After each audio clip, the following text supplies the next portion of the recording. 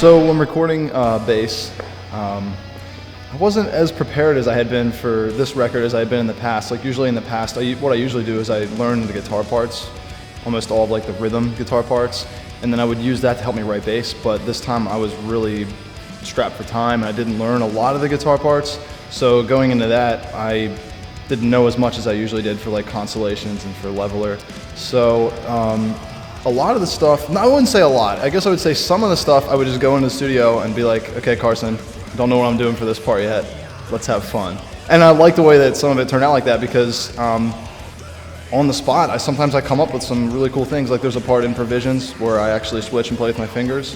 I came up with that on the spot there. You know, it took me a couple times. It's not like it's the first thing that came out, but I think that adds a characteristic, something to the record that is cool that I haven't done before. You know, because I'm like, this is my part, and in the past we recorded with Sukoff, and he'd be like, I want to change this, and I'd be like, no, this is my part. You know, like married to my part. Whereas this time I wasn't. So that was pretty cool. It was awesome working with Carson and Grant. I had worked with them on a side project of mine in the past, sort of got to know them better. And plus, like with ABR, we had worked with them before. Grant used to play for This or the Apocalypse, so we toured with him back in the day.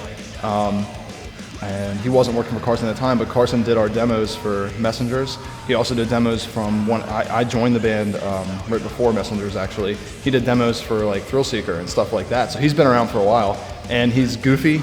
You got to be crazy or a little bit mad to be a producer, and he's definitely both of those. He's hilarious, and he's a lot of fun to work with, so it was a very pleasant experience.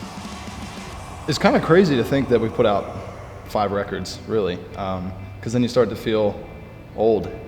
When I just turned 25, I'm the youngest, but I can remember when I was 18.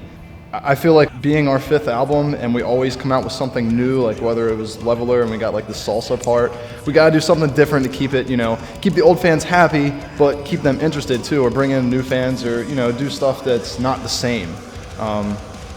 And we try to do that with this record. We do it with every record. JB does a very good job at writing weird parts.